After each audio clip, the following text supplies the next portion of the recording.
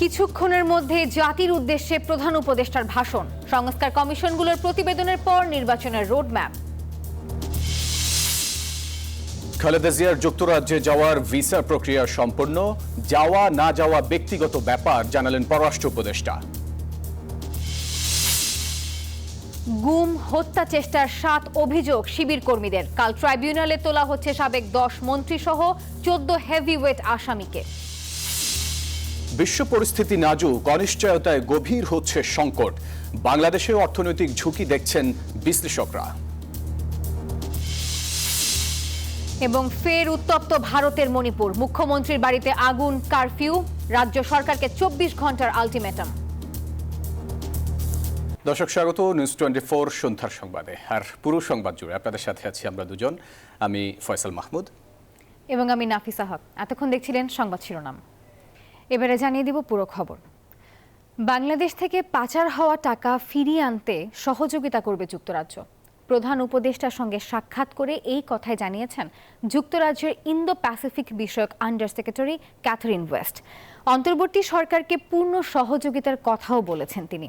প্রধান উপদেষ্টা বলেন, দুর্নীতিগ্রস্ত রাজনীতিবিদ, ব্যবসায়ী ও সরকারি কর্মকর্তাদের পাচার করা টাকা ফিরিয়ে আনা সরকারের অগ্রাধিকার।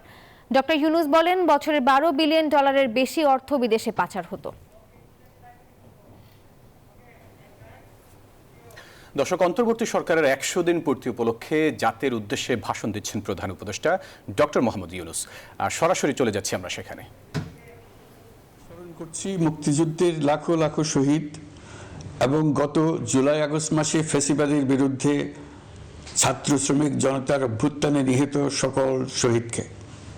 সবাইকে জানাচ্ছি আমার সশ্রদ্ধ সালাম ও গভীর শ্রদ্ধা। আরও স্মরণ করছি তাদের, ফ্যাসিবাদী শক্তির বিরুদ্ধে লড়াই করে যারা আহত হয়েছে, পঙ্গুত্ব বরণ করেছে, চোখের দৃষ্টি হারিয়েছে, যারা 9 দফা নিয়ে দাঁড়িয়েছে, যারা 1 দফা নিয়ে দাঁড়িয়েছে, যারা দেশকে এক হিংস্র স্বৈরাচারের হাত থেকে বাঁচিয়েছে। কৃতজ্ঞ চিত্তে স্মরণ করছি আপনাদের ভাই বোনদের, আপনাদের সন্তানদের, যারা এই বিপ্লবে অংশগ্রহণ করেছে। আমরা অন্তর্বর্তীকালীন সরকারের প্রথম 100 দিন অতিক্রম করলাম। আপনারা জানেন কি কঠিন এক পরিস্থিতিতে আমাদের দায়িত্ব গ্রহণ করতে হয়েছে। ছাত্র শ্রমিক জনতার অভূতপূর্ব গণ অভ্যুত্থানের পর ফ্যাসিস্ট সরকার প্রধান পালিয়ে গেলে দেশ সরকার শূন্য হয় সাময়িকভাবে। পুলিশ প্রশাসন এ সময় সম্পূর্ণ নিষ্ক্রিয় হয়ে পড়লে উদ্বেগজনক এক পরিস্থিতির সৃষ্টি হয়। স্বৈরশাসনে বিপর্যস্ত এই দেশকে আমাদের সবাইকে মিলে পুনর্গঠন করতে হচ্ছে। জুলাই আগস্ট বিপ্লবের পর আমরা এমন একটি দেশ হাতে পেয়েছি যার সর্বত্র ছিল বিশৃঙ্খলা। স্বৈরশাসন টিকিয়ে রাখতে আইন শৃঙ্খলা বাহিনীকে জনগণের মুখোমুখি দাঁড় করিয়ে দেওয়া হয়েছিল। বিপ্লব চলাকালে প্রায় 1,500 ছাত্র শ্রমিক জনতার শহীদে মৃত্যু হয়। আমাদের সরকার প্রতিটি মৃত্যুর তথ্য অত্যন্ত যত্নের সাথে জোগাড় করছে। এই বিপ্লবে আহত হয়েছে 19,931 জন। আহতদের জন্য ঢাকার 13টি হাসপাতাল সহ বিভিন্ন বিশেষায়িত হাসপাতালে চিকিৎসার ব্যবস্থা করা হয়েছে। প্রতিদিনই তালিকায় আরও নতুন নতুন শহীদের তথ্য যোগ হচ্ছে, যারা স্বৈরাচারের আক্রোশের শিকার হয়ে এই পৃথিবী ছেড়ে চলে গেছেন। প্রতিটি হত্যার বিচার আমরা করবই। জুলাই আগস্ট হত্যাকাণ্ডের বিচারের যে উদ্যোগ আমরা নিয়েছি তার কাজও বেশ ভালোভাবে এগিয়ে যাচ্ছে। প্রথিত স্বৈরাচার শেখ হাসিনাকেও আমরা ভারতের কাছ থেকে ফেরত চাইব। কেবল জুলাই আগস্ট হত্যাকাণ্ডই নয়, আমরা গত 15 বছরে সব অপকর্মের বিচার করব। অসংখ্য মানুষ গুম হয়েছে, খুন হয়েছে। এই সময়ে আমরা গুমের তদন্তে একটা কমিশন গঠন করেছি। কমিশন প্রধান আমাকে জানিয়েছেন অক্টোবর পর্যন্ত তারা 1600 গুমের তথ্য পেয়েছেন। তাদের ধারণা এই সংখ্যা 3,500 ছাড়িয়ে যাবে। অনেকেই কমিশনের কাছে গুমের অভিযোগ করতে ভয় পাচ্ছেন, এই ভেবে যে অভিযুক্ত ব্যক্তিদের দ্বারা তারা আবার আক্রান্ত হতে পারেন, ক্ষতিগ্রস্ত হতে পারেন। আমি আপনাদের আশ্বস্ত করতে চাই আপনারা দ্বিধাহীন চিত্তে কমিশনকে আপনাদের অভিযোগ জানান। কারো সাধ্য নাই আপনাদের গায়ে আবার হাত দেয়। গুম কমিশনের সদস্যদের কাছে ভুক্তভোগীদের যে বিবরণ আমরা পেয়েছি তা অত্যন্ত মর্মান্তিক। জুলাই আগস্টের বিপ্লবের পর ছাত্রছাত্রীরা শহর বন্দরের দেয়ালে দেয়ালে তাদের মনের কথা লিখেছে। তাদেরও আগে যারা গুমের শিকার হয়েছে প্রতিটি গোপন আস্তানার দেয়ালে দেয়ালে তারা লিখে গেছেন তাদের কষ্টের মর্মস্পর্শী বিবরণ। তাদের এইসব কষ্টের কথা শুনে আমাদের হৃদয় কেঁপে উঠেছে। এসবের সঙ্গে জড়িতদের আমরা বিচারের কাঠগড়ায় দাঁড় করাবই। অভিযুক্ত যত শক্তিশালী হোক, যে বাহিনীরই হোক, তাকে ছাড় দেওয়ার কোনো সুযোগ নেই। কেবল দেশে নয়, গুম, খুন ও জুলাই আগস্ট গণহত্যার সাথে জড়িতদের আমরা আন্তর্জাতিক আদালতেও বিচারের উদ্যোগ নিয়েছি। ইন্টারন্যাশনাল ক্রিমিনাল কোর্টের প্রধান কৌঁসুলি করিম খানের সঙ্গে আমার এই ব্যাপারে ইতিমধ্যে কথা হয়েছে। আইন শৃঙ্খলা রক্ষাকারী বাহিনীগুলোর কোনো সদস্য কিংবা অন্য কেউ যাতে হত্যা, গুম সহ এই ধরনের কোনো অপরাধে জড়িয়ে পড়তে না পারে, এই জন্য আমরা গুম বিরোধী আন্তর্জাতিক সনদে স্বাক্ষর করেছি। আপনারা দেখেছেন জাতিসংঘের আন্তর্জাতিক মানবাধিকার বিষয়ক হাই কমিশনার ফলকার তুর্ক সম্প্রতি বাংলাদেশ সফর করেছেন। জাতিসংঘ জুলাই আগস্ট হত্যাকাণ্ডের তদন্তে আমাদের সহযোগিতার হাত বাড়িয়ে দিয়েছেন। ডিসেম্বর প্রথম সপ্তাহে তারা আমাদেরকে তাদের রিপোর্ট হস্তান্তর করার প্রতিশ্রুতি দিয়েছে। অতীতের গুমের ঘটনাগুলো তদন্ত কাজেও আমরা নিয়মিত তাদের সঙ্গে যোগাযোগ রক্ষা করে চলেছি। মানবাধিকার রক্ষায় সহযোগিতা করতে ঢাকায় তারা তাদের জনবল বাড়ানোর প্রস্তাব দিয়েছে। আমরা এই প্রস্তাব গ্রহণ করেছি। প্রিয় দেশবাসী, আমি আগেও জানিয়েছি, আবারও জানাচ্ছি, গণ অভ্যুত্থানে সকল শহীদদের পরিবারকে পুনর্বাসন করা হবে, একজনও বাদ যাবে না। সকল আহত শিক্ষার্থী, শ্রমিক, জনতার চিকিৎসার সম্পূর্ণ ব্যয় সরকার বহন করবে। আহতদের দীর্ঘমেয়াদী এবং ব্যয়বহুল চিকিৎসা এবং শহীদদের পরিবারের দেখাশোনার জন্য স্বাস্থ্য মন্ত্রণালয়ের নেতৃত্বে একটি পূর্ণাঙ্গ তালিকা প্রস্তুত করা হয়েছে। প্রতিটি শহীদ পরিবারকে সরকারের পক্ষ থেকে ৩০ লক্ষ টাকা দেওয়া হচ্ছে। যারা বুলেটের আঘাতে তাদের দৃষ্টিশক্তি হারিয়েছেন তাদের চিকিৎসার জন্য নেপাল থেকে কর্নিয়া আনার ব্যবস্থা করা হয়েছে এবং যাদের প্রয়োজন তাদেরকে সরকারের পক্ষ থেকে বিদেশে চিকিৎসার জন্য পাঠানো হচ্ছে। জুলাই অভ্যুত্থানের কোনো শহীদ এবং আহত ছাত্র, শ্রমিক, চিকিৎসা সেবা এবং পুনর্বাসন পরিকল্পনা থেকে বাদ যাবে না। এটি অন্তর্বর্তীকালীন সরকারের অঙ্গীকার। এই গণ অভ্যুত্থানের শহীদের স্মৃতি ধরে রাখতে গঠিত জুলাই শহীদ স্মৃতি ফাউন্ডেশন বেশ পাকাপোক্তভাবে তাদের কাজ শুরু করেছে। এই ফাউন্ডেশনকে সরকার ১০০ কোটি টাকা অনুদান দিয়েছে। এছাড়াও জুলাই আগস্ট বিপ্লবে শহীদ পরিবারের পুনর্বাসন ও আহতদের সর্বোত্তম চিকিৎসা নিশ্চিত করার জন্য সমাজ কল্যাণ মন্ত্রণালয়ের পক্ষ থেকে ৫ মিলিয়ন মার্কিন ডলারের একটি বরাদ্দ প্রস্তাব অর্থনৈতিক সম্পর্ক বিভাগের মাধ্যমে বিশ্ব ব্যাংকে পাঠানো হয়েছে। পতিত স্বৈরাচার পুলিশকে দলীয় কর্মীর মতো ব্যবহার করেছে। বাধ্য হয়ে তাদের অনেকেই গণহত্যায় অংশ নিয়েছেন। খুবই স্বাভাবিক প্রতিক্রিয়া হিসেবে তারা জনরোষের শিকার হয়েছেন। এতে তাদের মনোবল অনেক কমে যায়। আমরা পুলিশের মনোবল ফিরিয়ে এনে তাদের আবার আইন শৃঙ্খলা রক্ষায় কাজে লাগানোর চেষ্টা করছি। এই ক্ষেত্রে অনেক দৃশ্যমান উন্নতিও হয়েছে। আইন শৃঙ্খলা রক্ষায় বাংলাদেশ সেনাবাহিনীকেও কিছু নির্বাহী ক্ষমতা দেওয়া হয়েছে, যা পরিস্থিতির দৃশ্যমান উন্নতিতে সহায়তা করেছে। আমি আপনাদের সবাইকে ধন্যবাদ জানাই। কঠিন এই সময়ে আপনারা সবাই অপরিসীম ধৈর্যের পরিচয় দিয়েছেন। ধন্যবাদ জানাই দেশের রাজনৈতিক দলের নেতৃবৃন্দকে। তারা তাদের কর্মীদের শান্ত থাকার আহ্বান জানিয়েছেন। প্রতিশোধ স্পৃহায় লিপ্ত হয়ে কেউ যাতে হানাহানিতে জড়িয়ে না পড়ে সেই আহ্বান জানিয়েছেন। আপনাদের সবাই এই আহ্বানে সাড়া দিয়েছেন। ফেসিবাদী শক্তি ভয় দেখিয়েছিল তারা ক্ষমতা ছাড়লে দেশে লাখ লাখ লোক মারা পড়বে। টানা ৭ দিন পুলিশ প্রশাসন সম্পূর্ণ নিষ্ক্রিয় থাকার পরও ব্যাপক আকারে সহিংসতা এড়ানো গেছে। আমরা যখন দায়িত্ব গ্রহণ করি, বাংলাদেশ তখন সম্পূর্ণ অরক্ষিত একটা দেশ। এই সময় ধর্মীয় সংখ্যালঘুদের মধ্যে অহেতুক আতঙ্ক ছড়ানোর চেষ্টা করা হয়েছে। কয়েকটি ক্ষেত্রে তারা সহিংসতারও শিকার হয়েছেন।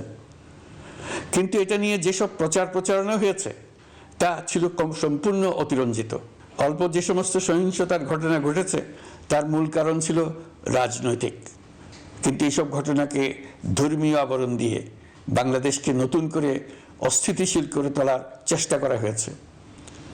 আপনাদের সবার সহযোগিতায় আমরা দৃঢ়ভাবে এই পরিস্থিতি সামাল দিয়েছি। আমাদের দায়িত্ব গ্রহণের 2 মাসের মাথায় দেশে দুর্গাপূজা উদযাপিত হয়েছে প্রায় 32,000 পূজা মণ্ডপে। দুর্গাপূজা উপলক্ষে নির্বাহী আদেশে একদিন অতিরিক্ত ছুটি ঘোষণা করা হয়, যা উৎসবের আমেজকে অনেক গুণ বাড়িয়ে দেয়।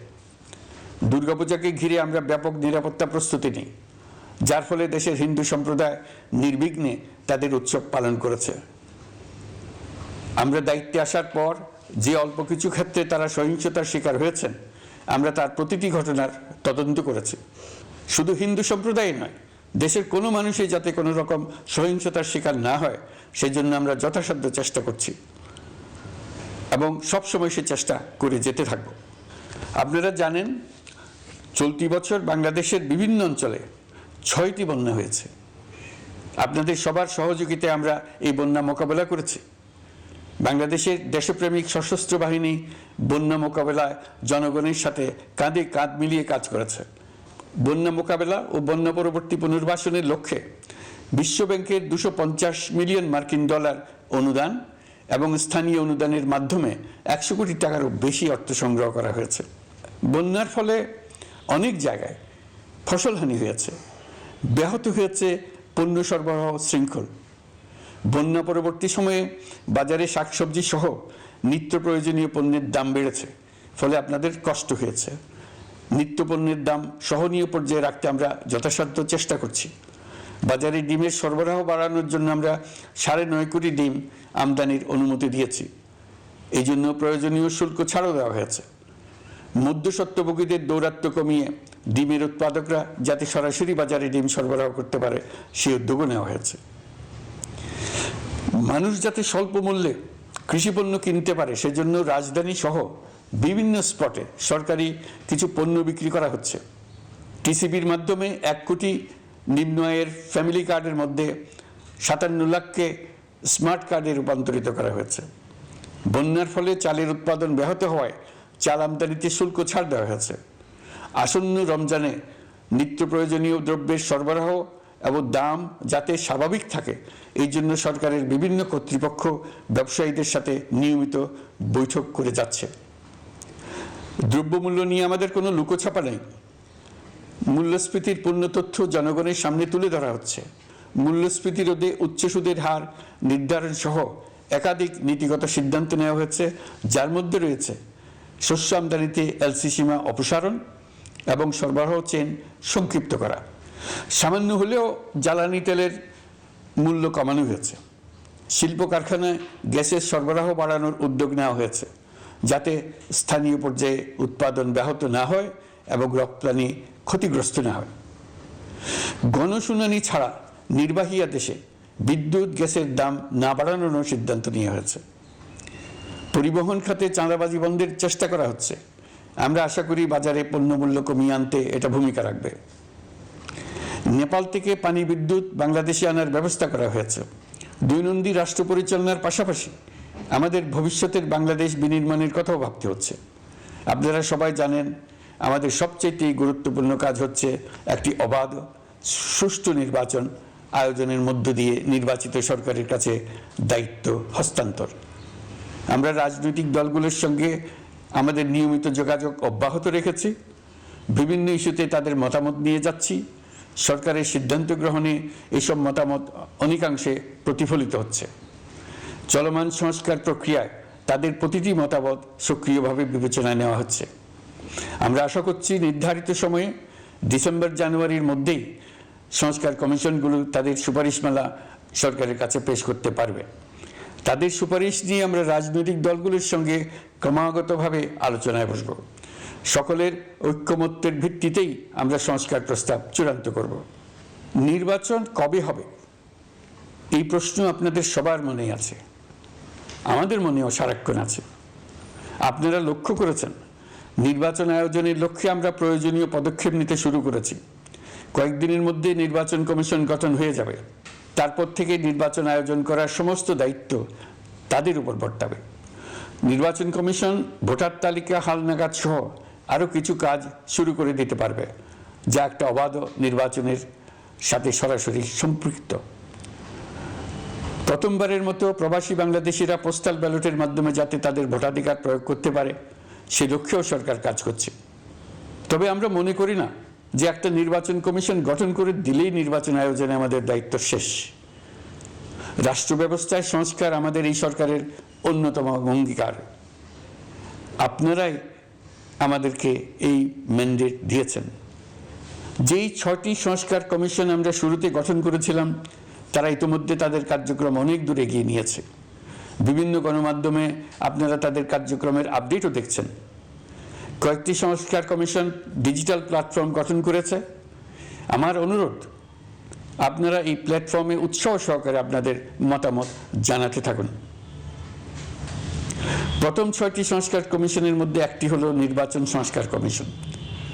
নির্বাচন অনুষ্ঠানের জন্য এই কমিশনের সুপারিশমালা অত্যন্ত জরুরি। তাদের প্ল্যাটফর্মে যান, আপনার মতামত খোলাখুলিভাবে তুলে ধরুন।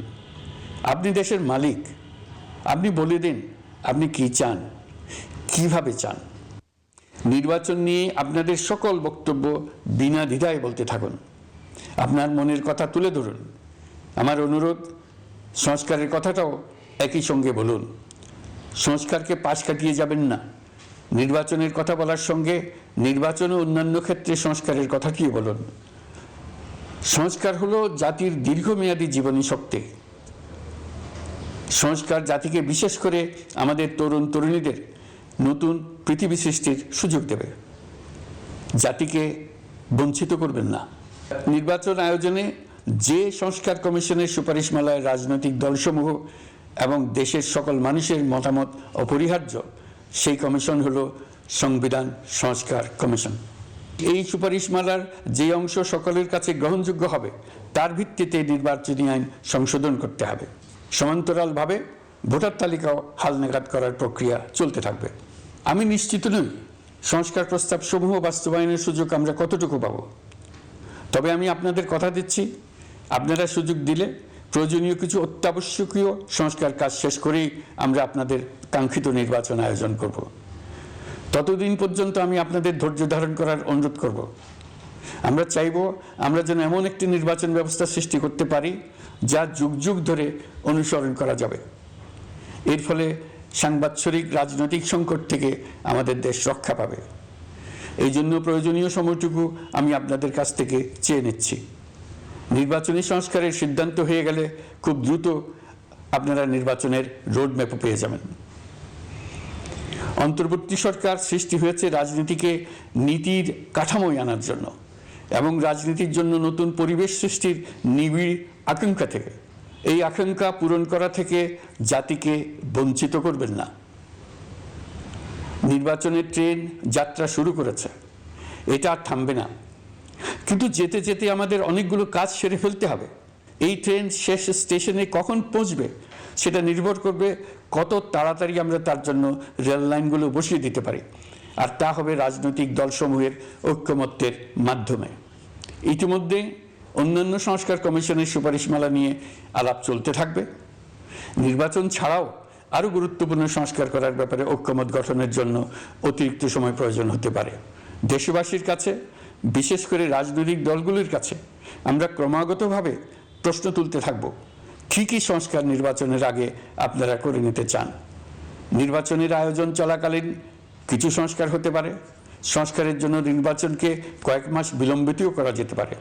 আমরা 2 দিন পরে চলে যাব, কিন্তু আমাদের মাধ্যমে জাতির জন্য যে ঐতিহাসিক সুযোগ সৃষ্টি হলো, সেই সুযোগটা যেন কোনো রকমই হাতছাড়া করে না দিই, এটার ব্যাপারে দৃঢ় থাকার জন্য আমি দলমত, নারী পুরুষ, ধর্ম, তরুণ, বৃদ্ধ, ছাত্র, ব্যবসায়ী, শ্রমিক, কৃষক নির্বিশেষে সবার কাছে আহ্বান জানাচ্ছি। আশা করি আপনারা আমার এই আবেদন গ্রহণ করবেন। দেশে সংগঠিত অন্যান্য অপরাধের বিচার প্রক্রিয়া ত্বরান্বিত করার জন্য দেশের বিভিন্ন জেলায় সহস্রাধিক প্রসিকিউটর নিয়োগ দেওয়া হয়েছে। হাইকোর্টে ইতিমধ্যে নিয়োগ দেওয়া হয়েছে 23 জন নতুন বিচারক। বিচার বিভাগকে ঘুষ ও দুর্নীতিমুক্ত করার জন্য সম্ভব সব ধরনের চেষ্টাই করা হচ্ছে। বিচারপতিদের নিয়মতান্ত্রিক উপায়ে শাস্তিমূলক ব্যবস্থা গ্রহণের জন্য সুপ্রিম জুডিশিয়াল কাউন্সিল পুনর্বহাল করা হয়েছে। শুধু বিচার বিভাগই নয়, সর্বগ্রাসী দুর্নীতির হাত থেকে দেশের সব খাতকেই রক্ষা করতে আমরা সচেষ্ট হয়েছি। দুর্নীতি দমন কমিশন পুনর্গঠনের কাজ প্রায় শেষ পর্যায়ে। দুর্নীতি ও অর্থ পাচারে অভিযুক্ত প্রভাবশালী 150 ব্যক্তির তালিকা তৈরি এবং 79 জনের বিরুদ্ধে অনুসন্ধান শুরু হয়েছে।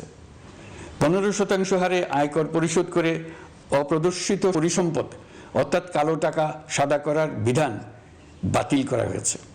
সরকারি কার্যক্রমকে গতিশীল করতে বিভিন্ন পর্যায়ের 19,084 জন কর্মকর্তা কর্মচারীকে পদোন্নতি, 13,429 জনকে বদলি এবং 12,636 জনের বিরুদ্ধে শাস্তিমূলক ব্যবস্থা গ্রহণ করা হয়েছে। সাংবিধানিক প্রতিষ্ঠান পাবলিক সার্ভিস কমিশন পুনর্গঠন করা হয়েছে। কুখ্যাত সাইবার সিকিউরিটি আইন বাতিলের নীতিগত সিদ্ধান্ত হয়েছে। এই আইনের অধীনে হওয়া যেসব মামলা মানুষের মত প্রকাশের অধিকারের সাথে সম্পর্কিত সেগুলো প্রত্যাহার করা হয়েছে।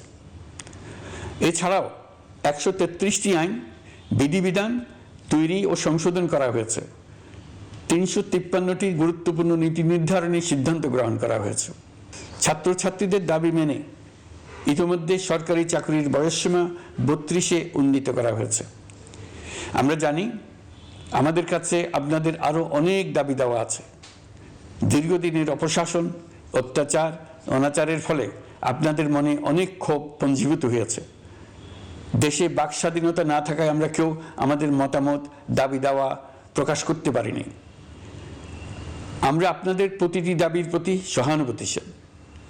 আমরা ধৈর্য সহকারে আপনাদের কথা শুনতে চাই, কিন্তু সেজন্য আপনারা সড়ক অবরোধ করে জনদুর্ভোগ সৃষ্টি করলে আমাদের সকলেরই অসুবিধা হয়। আমাদের একান্ত অনুরোধ, আপনারা নির্দিষ্ট চ্যানেল মেনটেন করে আপনাদের দাবি দেওয়া পেশ করবেন। আমাদের বৃহৎ রপ্তানি পণ্য গার্মেন্টস শিল্পে গত কিছুদিন ব্যাপক অস্থিরতা বিরাজ করছে। ফ্যাসিস্ট সরকারের সুবিধাভোগী বেশ কিছু গার্মেন্টস মালিক পালিয়ে যাওয়ায় শ্রমিকদের বেতন ভাতা নিয়ে অনিশ্চয়তা তৈরি হয়েছে। অন্য অনেক কারখানাও শ্রমিকদের ন্যায্য বেতন সহ অন্যান্য সুবিধা থেকে বঞ্চিত ছিল। শ্রমিকরা তাদের দীর্ঘদিনের বঞ্চনার প্রতিবাদ জানাতে এবং অনিশ্চয়তা থেকে মুক্তি পেতে রাস্তায় নেমে আসে। আমরা তাদের কথা শুনেছি, তাদের আলোচনার টেবিলে নিয়ে আসতে পেরেছি। আমরা অত্যন্ত আনন্দিত যে মালিক শ্রমিকের মধ্যে 18 দফার একটা ব্যাপক ভিত্তিক চুক্তি স্বাক্ষরিত হয়েছে। বড় ধরনের কোনো সহিংসতা ছাড়াই আমরা শ্রমিক অসন্তোষ নিরসন করতে পেরেছি। তারা আবার উৎপাদনে ফিরেছে। এতে প্রাণ ফিরে পেয়েছে বাংলাদেশের রপ্তানিমুখী এই শিল্প। নানা প্রতিকূলতা সত্ত্বেও অক্টোবর মাসে আমাদের রপ্তানিতে প্রবৃদ্ধি হয়েছে প্রায় 21%। আমরা যখন কাজ শুরু করেছি দেশের অর্থনীতি ছিল বিপর্যস্ত। বৈদেশিক মুদ্রার রিজার্ভ ছিল তলানিতে। আসার কথা, এই রিজার্ভ পরিস্থিতি এখন উন্নতির পথে। গত 3 মাসে রিজার্ভে কোনো রকম হাত না দিয়েই আমরা প্রায় $2 বিলিয়ন বৈদেশিক ঋণ শোধ করতে পেরেছি। জ্বালানি তেল আমদানিতে পুঞ্জীভূত বকেয়ার পরিমাণ $478 মিলিয়ন হতে কমিয়ে $160 মিলিয়ন আনতে পেরেছি। অর্থনীতি পুনরুদ্ধারে আমরা সর্বাত্মক চেষ্টা চালিয়ে যাচ্ছি। বিশ্বব্যাংক, IMF সহ বিভিন্ন দাতা সংস্থা ইতিমধ্যে ঋণ ও অনুদান হিসেবে $8 বিলিয়ন দেওয়ার প্রতিশ্রুতি দিয়েছে, যা আমাদের ভঙ্গুর অর্থনীতিকে সচল করতে সক্ষম হবে। পতিত সরকার আমাদের জন্য যে ভঙ্গুর অর্থনৈতিক পরিস্থিতি রেখে গিয়েছে তাতে রাজস্ব আদায়ে গতি আনতে হিমশিম খেতে হচ্ছে জাতীয় রাজস্ব বোর্ডকে। এর মধ্যেও জুলাইয়ের নেতিবাচক অবস্থা থেকে অক্টোবর নাগাদ রাজস্ব আদায়ে 9.9% প্রবৃদ্ধি অর্জিত হয়েছে। আগের অর্থ বছরের সংশোধিত বাজেটে বিপুল রাজস্ব ঘাটতি ছিল, যে কারণে এবার শুরু থেকেই রাজস্ব আদায়ের লক্ষ্যমাত্রা অনেক বেড়ে যায়। এর ফলে স্বৈরাচার পতনের পরবর্তী 3 মাসে 9.9% রাজস্ব বৃদ্ধির পরেও লক্ষ্যমাত্রার বিপরীতে 23%-এর বেশি ঘাটতি থেকে যায়। রাজস্ব আদায়ের গতি আনতে আমি এখন অনলাইনে আয়কর রিটার্ন জমা দিতে উৎসাহিত করছি। আন্তর্জাতিক সাহায্য সংস্থা, বিশ্বব্যাংক, IMF, UNDP ইত্যাদি প্রধানদের সঙ্গে আমার দীর্ঘ বৈঠক হয়েছে। তারাও বাংলাদেশকে নতুনভাবে এবং সর্বাত্মকভাবে সাহায্যের জন্য তাদের আগ্রহ ব্যক্ত করেছেন। চীনের পররাষ্ট্রমন্ত্রীর সঙ্গে একান্ত বৈঠকে চীনের পক্ষ থেকে যাবতীয় সাহায্যের আশ্বাস দিয়েছেন। 100 দিন আগে আর্থিক দিক থেকে আমরা যে লণ্ডভণ্ড অবস্থা থেকে যাত্রা শুরু করেছিলাম সেটা এখন অতীত ইতিহাস হয়ে দাঁড়িয়েছে। এই 100 দিনে অর্থনীতি সবল অবস্থানে চলে আসছে। এটা সম্পূর্ণ নিজস্ব নীতিমালা দিয়ে হয়েছে। বলা বাহুল্য, এখনো আমাদের বন্ধুদের কাছ থেকে যে সাহায্যের আয়োজন হয়েছে তা আসা শুরু করেনি। বন্ধু রাষ্ট্রগুলো শুধু যে আমাদের বড় বড় অঙ্কের সাহায্য দিয়ে আসছে তাই নয়, তারা এই সাহায্য দ্রুততম সময়ে আসা শুরু করবে এই প্রতিশ্রুতিও আমাকে দিয়েছেন। এই সাহায্য আসা শুরু করলে আমাদের অর্থনীতি অত্যন্ত মজবুত এবং আকর্ষণীয় অর্থনীতিতে পরিণত হবে। বিদেশি বিনিয়োগকারীরাও নানা রকম বিনিয়োগে উৎসাহিত হয়ে এগিয়ে আসবে। বিনিয়োগকারীদের সঙ্গে এখন থেকে আমরা আলোচনা শুরু করে দিয়েছি। বিশ্বের রাষ্ট্রপুঞ্জের মজলিসে আমরা এখন সম্মানিত এবং প্রশংসিত দেশের অবস্থানে পৌঁছতে পেরেছি। এর কারণে পরাজিত শক্তি নানা কৌশল করেও তাদের দিকে দৃষ্টি আকর্ষণ করতে পারছে না। তারা নানা চেহারা নিয়ে আপনাদের প্রিয়পাত্র হওয়ার চেষ্টা করছে। পরাজিত শক্তির ষড়যন্ত্র থেকে নিজেকে মুক্ত রাখুন, দেশকে মুক্ত রাখুন। এই ব্যাপারে অনড় থাকুন। এমন কিছু করবেন না যা তাদেরকে উৎসাহিত করতে সাহায্য করে। তাদেরকে সকল দিক থেকে নিরাশ করুন। সেটা নিশ্চিত করতে পারলে আমাদের আর কোনো বিষয়ে সংশয় করার প্রয়োজন নেই। সরকারের পক্ষ থেকে আমি নিশ্চয়তা দিচ্ছি, সকল প্রকার সীমাবদ্ধতা সত্ত্বেও আমরা আপনাদেরকে একটা মজবুত অর্থনীতি দিয়ে যাব। ভবিষ্যতে চলার পথকে সহজগম্য করে যাব। নাগরিক অধিকারসমূহ নিশ্চিত করে যাব। বিপক্ষ শক্তি যত শক্তিশালী হোক, নাশকতার যত রকম উদ্ভট পরিকল্পনাই করুক, সব কিছু নস্যাৎ করার জন্য প্রস্তুত থাকুন। এবার যে মুক্তি আমরা অর্জন করেছি তা আমাদের কাছ থেকে কেউ যেন ছিনিয়ে নিতে না পারে, তার জন্য সর্বমুহূর্তে প্রস্তুত থাকুন। আপনারা জেনেছেন পতিত সরকার ও তার দোসররা প্রতি বছর দেশ থেকে 12 থেকে 15 বিলিয়ন ডলার পাচার করেছে।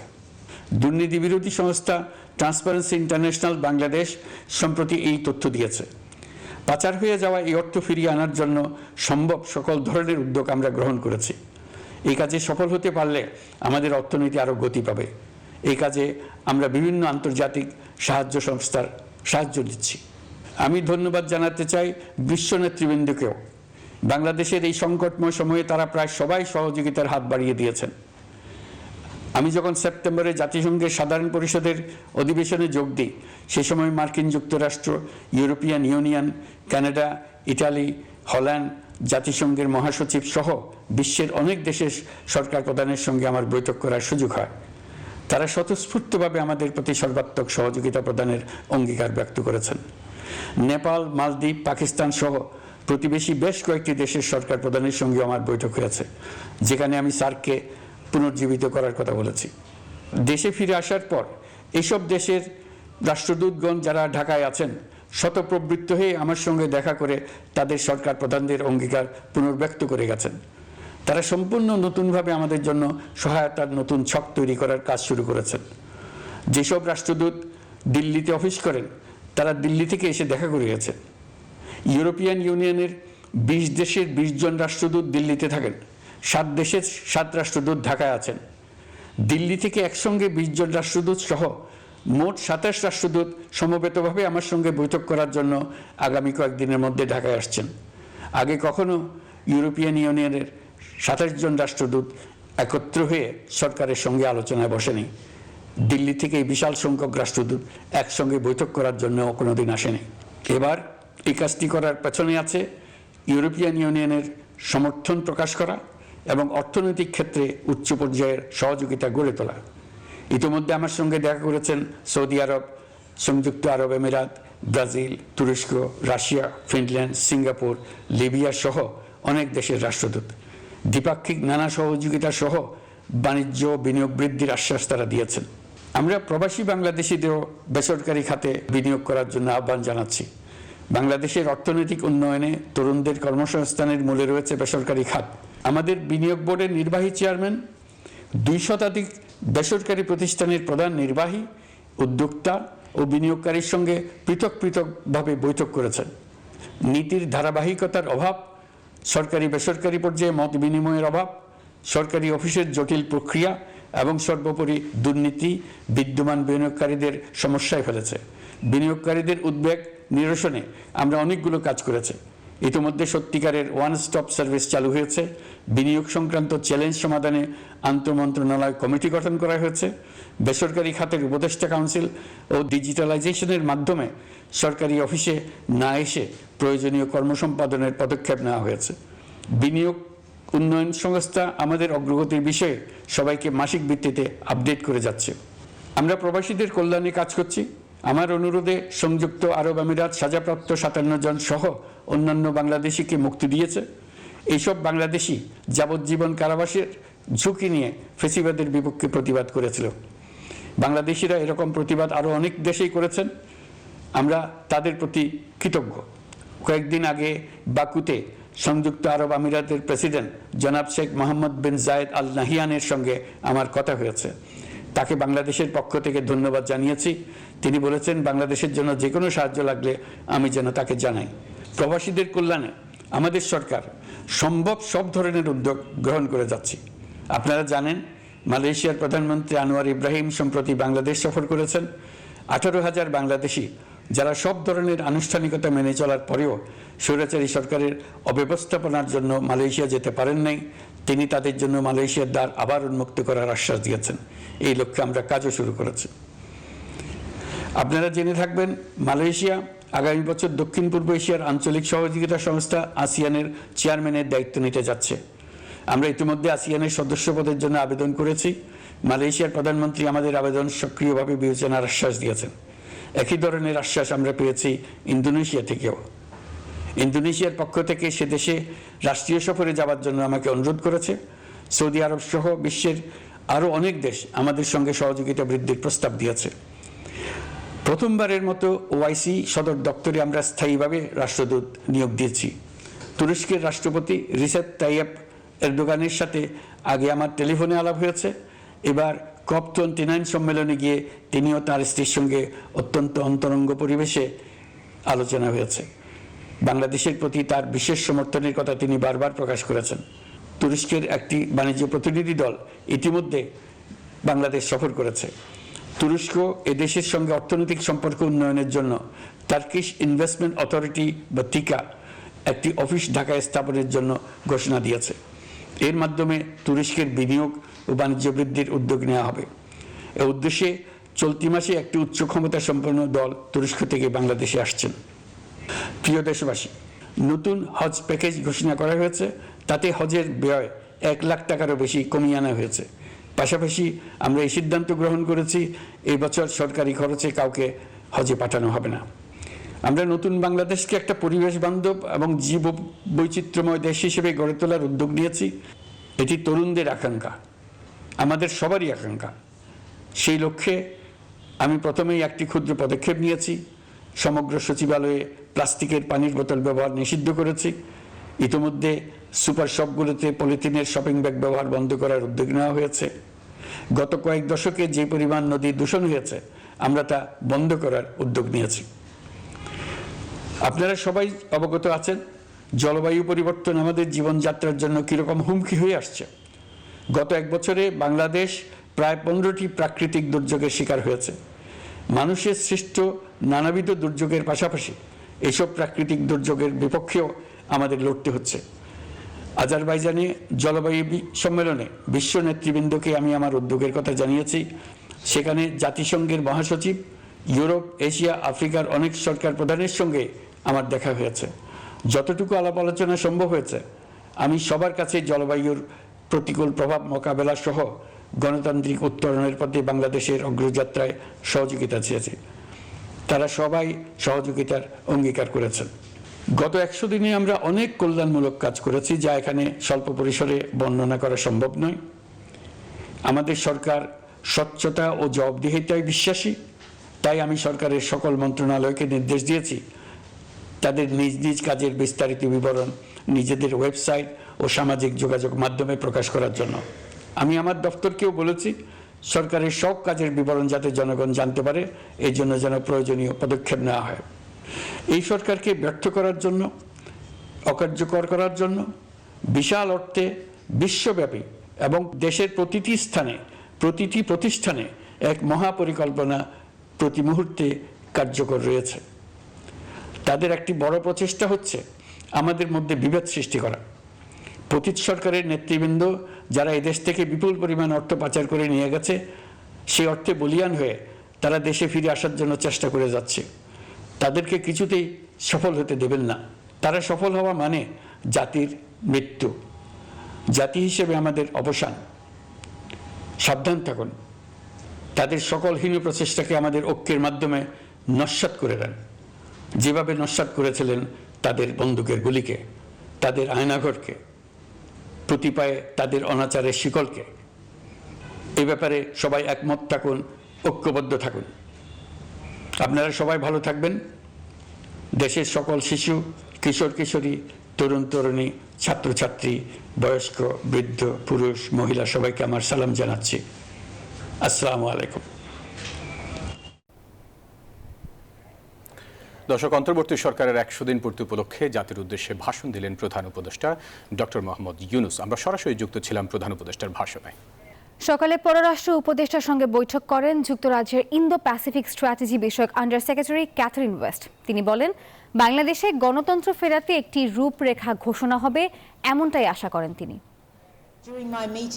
বাংলাদেশের শান্তি শৃঙ্খলা ও আইনের শাসন প্রতিষ্ঠায় অন্তর্বর্তীকালীন সরকার প্রতিশ্রুতিবদ্ধ বলে যুক্তরাজ্যকে জানিয়েছেন পররাষ্ট্র উপদেষ্টা।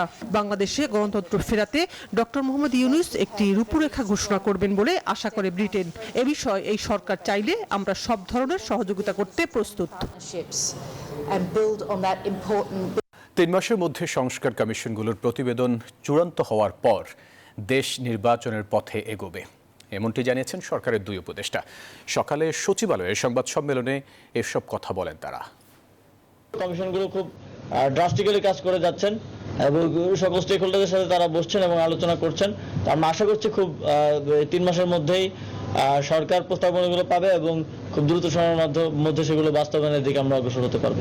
জনগণের সঙ্গে আলাপ আলোচনা, ছাত্রদের সঙ্গে আলাপ আলোচনা, রাজনৈতিক দলগুলির সঙ্গে আলাপ আলোচনা, সেটা কিন্তু চলমান আছে। রাজনৈতিক দলগুলির সঙ্গে আলাপ আলোচনা করে আলটিমেটলি যখন ইলেকশন কমিশন প্রস্তুত থাকবে তার নির্বাচন দেওয়ার জন্য বা করার জন্য, ভোটার লিস্ট ইত্যাদি সবগুলো বিষয় মিলে তখনই নির্বাচন হবে। বিএনপি চেয়ারপারসন বেগম খালেদা জিয়ার যুক্তরাজ্যে যাওয়ার ভিসা প্রক্রিয়া সম্পন্ন হয়েছে। এখন যাওয়া না যাওয়া তার বিষয়, এমনটাই জানিয়েছেন পররাষ্ট্র উপদেষ্টা তৌহিদ হোসেন। দুপুরে পররাষ্ট্র মন্ত্রণালয়ের সাংবাদিকদের সাথে প্রশ্নোত্তরে এমন কথা জানান তিনি। Ensuring accountability and promoting national reconciliation, and it has the full support of the UK government in these objectives. And we know that there are very strong people-to-people ties between Bangladesh and the UK. Awami শাসনামলে গুম করে, গুলি করে পঙ্গু করার ঘটনায় আন্তর্জাতিক অপরাধ ট্রাইব্যুনালে 7টি অভিযোগ দায়ের করেছেন ইসলামী ছাত্র শিবিরের নেতাকর্মীরা। র্যাব, পুলিশ কর্মকর্তা সহ 53 জনের বিরুদ্ধে এই অভিযোগ দায়ের করেছেন তারা। সকালে 6 ভুক্তভোগীকে নিয়ে ট্রাইব্যুনালে আসেন ছাত্র শিবিরের কেন্দ্রীয় নেতারা। এদের মধ্যে 2 জন 3 বছরের মতো গুম ছিলেন, 4 জন পুলিশ ও র্যাবের নির্যাতনে পঙ্গু হয়েছেন। এসব ঘটনার যথাযথ তদন্ত ও বিচারের দাবি জানান ভুক্তভোগীরা। 2 জন যুবক ভাই হুইল চেয়ারে বসে আপনাদের ট্রাইব্যুনালে প্রবেশ করেছে। আমাদের সাথে আরেকজন ভাই এসেছেন যার একটি পা কেটে ফেলা হয়েছে, তিনি কৃত্রিম পা লাগিয়েছেন। আমরা ক্রমান্বয়ে সবার অভিযোগ ব্রিফ করবো আপনাদের সামনে। আপনার কাছে অনুরোধ থাকবে, ছাত্র শিবিরের উপর যে জুলুম, নির্যাতন, স্টিমুলা চালানো হয়েছে, আমরা চেষ্টা করছি জাতির সামনে এগুলো উপস্থাপন করার জন্য। আপনাদের জায়গা থেকে এগুলো জাতির সামনে আপনার আরেকটু বেশি উন্মোচিত করার চেষ্টা করবেন। সাবেক 10 মন্ত্রী সহ আওয়ামী লীগ আমলের 14 হেভিওয়েট নেতাকে আগামীকাল আন্তর্জাতিক অপরাধ আদালতে তোলা হবে। তাদের বিরুদ্ধে জুলাই আগস্টের গণহত্যায় জড়িত থাকার অভিযোগ রয়েছে। মানবতা বিরোধী অপরাধের মামলায় গ্রেপ্তারের পর এদের সবাই কারাগারে আছেন। তাদের মধ্যে 10 মন্ত্রী ছাড়াও আছেন 2 উপদেষ্টা, একজন অবসরপ্রাপ্ত বিচারপতি, একজন সাবেক সচিব। রবিবার বিষয়টি নিশ্চিত করেছেন ট্রাইব্যুনালের চিফ প্রসিকিউটর মোহাম্মদ তাজুল ইসলাম। দর্শক, অন্যান্য বছরের তুলনায় চলতি বছর বিশ্ব পরিস্থিতি নাজুক অবস্থায় রয়েছে, যার প্রভাব দৃশ্যমান হচ্ছে বঙ্গোপসাগরের দেশগুলোর উপর। রাজধানীতে বঙ্গোপসাগর সংলাপের 2য় দিনে এসব কথা বলেন বিশ্লেষকরা। তারা বলেন, আঞ্চলিক নিরাপত্তা, পরিবেশের পরিবর্তন এবং অর্থনৈতিক ও রাজনৈতিক অনিশ্চয়তায় সংকট আরও গভীর হচ্ছে। সিজিএস এর আয়োজনে 3 দিনের এই সংলাপে অংশগ্রহণ করেছে প্রায় 80টি দেশ, যেখানে উঠে আসছে বৈশ্বিক পরিস্থিতি ও নানা অসঙ্গতির কথা।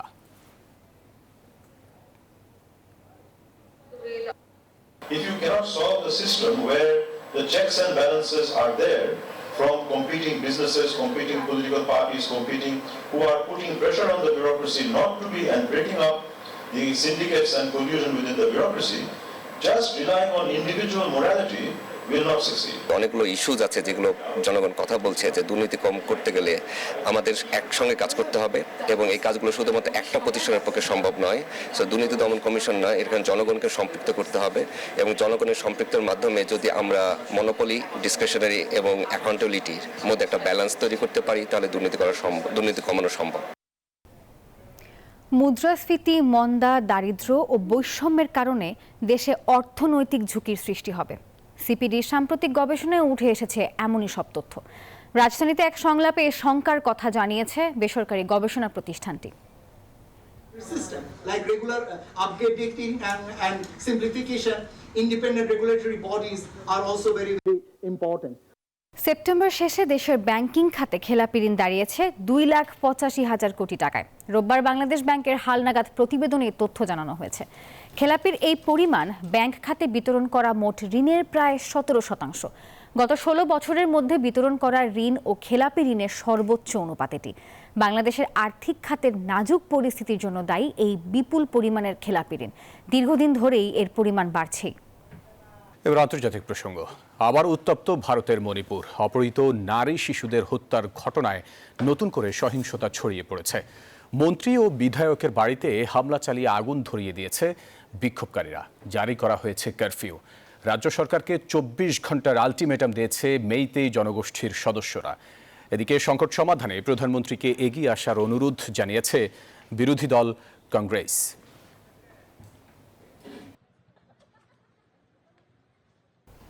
এবারে খেলার খবর। ওয়েস্ট ইন্ডিজ একাদশের বিপক্ষে প্রস্তুতি ম্যাচে মাঠে নামছে বাংলাদেশ। অ্যান্টিগায় 2 দিনের ম্যাচটি শুরু হবে রাত 8টায়। 4 দিনের হওয়ার কথা থাকলেও দুই দলের সম্মতিতে এই ম্যাচ নেমে এসেছে 2 দিনে। উইন্ডিজের 2টি টেস্ট, 3টি করে ওয়ানডে ও টি20 খেলবে টাইগাররা। 22 নভেম্বর শুরু প্রথম টেস্ট ম্যাচ, দ্বিতীয় টেস্ট 30 নভেম্বর থেকে। 8 থেকে 12 নভেম্বর পর্যন্ত ওয়ানডে সিরিজ, তারপর 20 ওভারের সিরিজ খেলে দেশে ফিরবে বাংলাদেশ।